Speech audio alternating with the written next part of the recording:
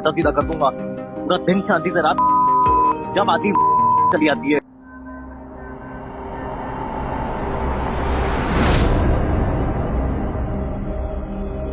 Hello नमस्कार सत श्री अकाल अस्सलाम वालेकुम। कैसे हैं जनाब? चाहे उड़ीसा की घटना हो, केआईटी की घटना हो, मुझसे बहुत से लोग बोल रहे थे इस पर बोलने के लिए।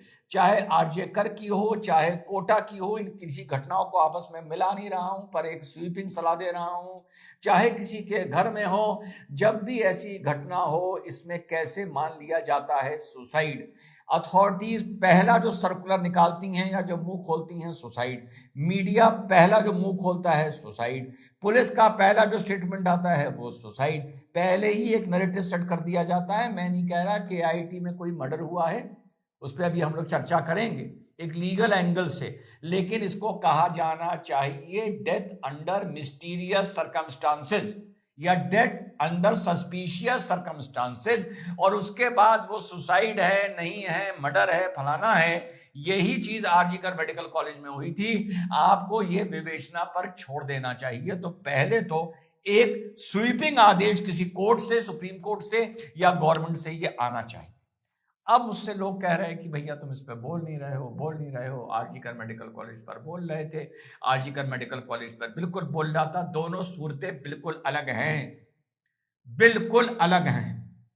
वहां पर एक गंदा, घिनौना, डायबॉलिक, वहशी, हैवानियत का नजारा देखा था और सरकार की बहुत बड़ी बेशर्मी देखी थी, क्योंकि वो इंस्टीट्यूट गवर्नमेंट का था। बहुत बड़ी बेशर्मी देखी थी और बड़ा अफसोस है कि वो चीज ठंडे बस्ते में चली गई। यहां पर हम एक प्राइवेट यूनिवर्सिटी को देख रहे हैं जो अच्युत समानता ने और स्टार्ट करा था।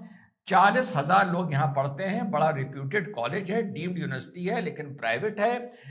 Kalinga institute of industrial technology. और विशेष तौर पर लगभग 60 देशों से यहां पर लोग पढ़ने आते हैं। और विशेष तौर पे ये इंस्टीट्यूट बाहर के देशों में कैंप्स लगाता है, सेमिनार लगता है, वहां से एडमिशंस अट्रैक्ट करने के लिए। पहला फर्क। दूसरा फर्क, यहां मैं फर्क नहीं कर रहा हूं कि कुछ लोग मुझे जो लिख रहे थे वो ये कह रहे थे, 3-4 के आप आरजी कर पर बोल रहे थे, आरजी कर पर बोल रहे थे। पहला तो मैंने ये फर्क बता दिया। दूसरा फर्क सुन लीजिए। यहां पर वहां एक गंदी, घिनौनी, वहशी, हैवानियत की एक महिला के साथ दरिंदगी हुई थी। यहां पर it was a toxic, wasteful and ugly fall out of a relationship. तो ऐसा नहीं कि दो चीजों को हम ऐसे ही जबरदस्ती लाकर मिला देंगे। या वहां पर उड़ीसा गवर्नमेंट है, वो बीजेपी की है, तो इस मारे रिजवान अहमद नहीं बोलेगा। या जो लड़का इन्वॉल्व है उसके फादर लखनऊ में बीजेपी के नेता हैं। गलत है, ये फेक न्यूज है, इसको करेक्ट कर लीजिए। एक मिस्टर श्रीवास्तव की फोटो फ्लैश करी गई, उसको वायरल किया गया ये कह के कि ये जो आद्विक है ये यूपी लखनऊ में एक बहुत पैसे वाले और एक भाजपा के नेता हैं। इस मारे उनका असर वहां तक चल रहा है। वो जो हैं मिस्टर मनोज श्रीवास्तव, जिनकी फोटो हर जगह वायरल करी गई है, आद्विक का फादर बताकर उन्होंने क्लेरिफिकेशन दिया है। उनका एक बेटा है, 16 साल का है, लखनऊ में 12वीं क्लास में पढ़ता है। तो ये बात भी पहले आप इसको क्लियर कर लीजिए। और गवर्नमेंट का वहां पर यह रुझान था कि सेम डे हड़ताल होनी, बवाल होना बाद में शुरू हुआ। गवर्नमेंट की पहले बात करूंगा, फिर इंस्टीट्यूट पर आऊंगा। सेम डे जब वो लड़का भाग रहा था 16 फरवरी के दिन, तो उसे भुवनेश्वर एयरपोर्ट से पकड़ लिया जाता है। ठीक। अब क्वेश्चन मार्क कहां उठता है? और out of this toxic relationship, वो वीडियो आप लोगों ने सुना होगा जो लास्ट इनका कन्वर्सेशन था, वो मुझे विदाउट बीप भी मिल गया था। बड़ा मैंने डिस्कस किया अपनी टीम से कि उसको हम लोग उस वीडियो को दिखाएं ना दिखाएं, पर यह हुआ कि सर दिखाने का कोई फायदा नहीं है और कम्युनिटी गाइडलाइंस का बहुत घोर उल्लंघन हो रहा है। मुद्दा यह है कि जो बोर्डिंग कार्ड था, स्टोरी तो आप सबको अब पता है ना। इतना तो लेट आया हूं ना कि वो बादशाह का फेस्ट और चल रहा है, उसकी फादर से बात होती है कि मैं फेस्ट से लौट के आऊंगी तो बात करूंगी। 1:30 बजे ये टिकट बुक कराया जाता है जो आद्विक श्रीवास्तव करता है, 1:30 बजे। और संभवतः जो चीज सामने आ रही है वो लड़की की जो बॉडी रिकवर हुई है, एग्जैक्ट टाइम ऑफ डेथ नहीं पता है क्या है, वो 1:30 बजे के बाद का है और फ्लाइट उसने अपनी शाम की बुक कराई थी। इस 1-1:30 बजे से लेकर शाम तक कहाँ था वो एक विवेचना का मुद्दा है। उसने जो ये टिकट बुक कराया था, ये एक रूटीन टिकट बुक कराया था या भाग के जा रहा था? भाग के जा रहा था तो क्यों जा रहा था? क्योंकि अभी तक का डेटा ये बताता है कि तब तक प्राकृति जो ये लड़की थी, इसकी डेथ नहीं हुई थी और इसके पेरेंट्स से भी इसकी बात लगभग 2 बजे के करीब हुई है और इसने बताया है कि मैं लौट कर आकर आपसे, कॉन्सर्ट से जब लौटूंगी, फेस्ट से, तब मैं आप लोगों से आकर वहां पर बात करूंगी।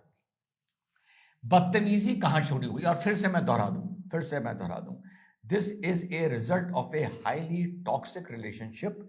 एक लड़के का इसका जो बयान हमको मिला है इसके फ्रेंड का, वो सुनिए। Tried to stop the girl. We went and spoke, and then again she got back with him. Then he manipulated her not to be friends with us anymore. So she it was all a scheme, and we don't know about the scheme. And then he broke her nose also last year.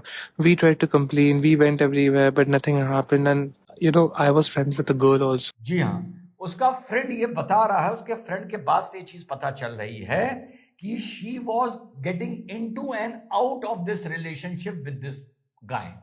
और 1 महीना पहले इसने जो foreign students का complaint cell होता है वहां पर इसने इस इंस्टीट्यूट में कंप्लेन भी करी थी, लेकिन वहां पर कोई भी एक्शन नहीं लिया गया।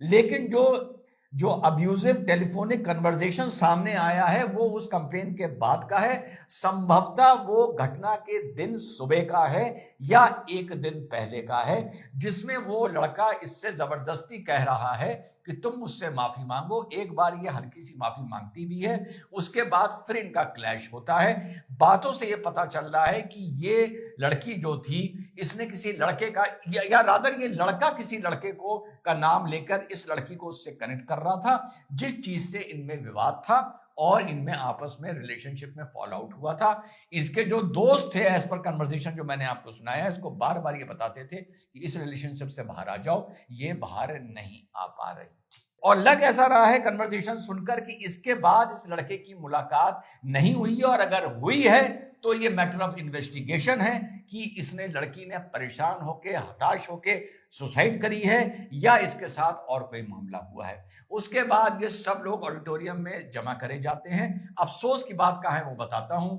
वहां पे इनको एड्रेस किया जाता है, इनको समझाया जाता है, ये उस लड़की का रूम खोल के देखना चाहते हैं, अथॉरिटीज इनको अलाउ नहीं करती हैं। उसके बाद पुलिस आती है, पुलिस भी किसी एक बच्चे को भी अलाउ नहीं करती है कि जाके उसका मोबाइल, उसका लैपटॉप देखा जाए।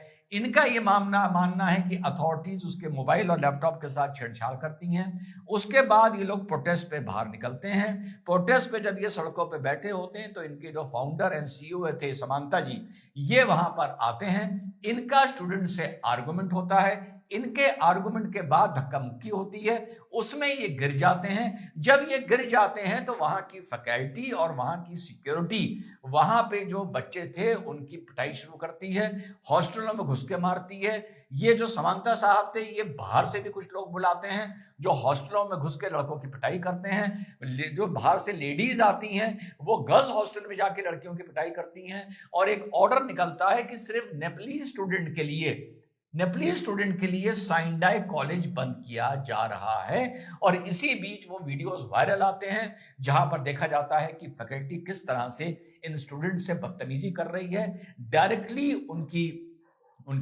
नेशनैलिटी को लेकर या उनके विरोध को लेकर डायरेक्ट उन पर अटैक किया जा रहा है। बिल्कुल दुश्मनी का और चिढ़ का रवैया देखने को हम लोगों को मिलता है।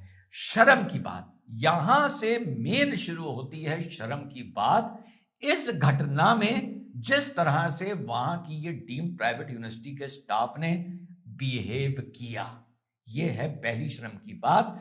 हो सकता है कुछ डॉक्टर्स या कुछ लॉयर्स किसी घटना को लेकर थोड़े से कोल्ड होते हैं, हो सकता है मेरी बात बहुत से लोगों को समझ में ना आए, लेकिन आउट ऑफ ए अगली and out of a toxic relationship इस तरह की घटनाएं देखने को मिलती हैं। लेकिन यस, जो उसका वीडियो जो आया है वो बहुत ही, वो एक तरह से वर्बल मॉलेस्टेशन है लड़की का, वो एक तरह से वर्बल रेप है उस लड़की का, जिस तरह से वो लड़का बोल रहा था। लेकिन ये लड़की भी उस टाइम भी इसको समझाने की कोशिश कर रही थी कि हो सकता है किसी तरह ये चीज नॉर्मलाइज हो जाए। उसके बाद जब नहीं हुई तो लगता है इस ये घटना हुई है।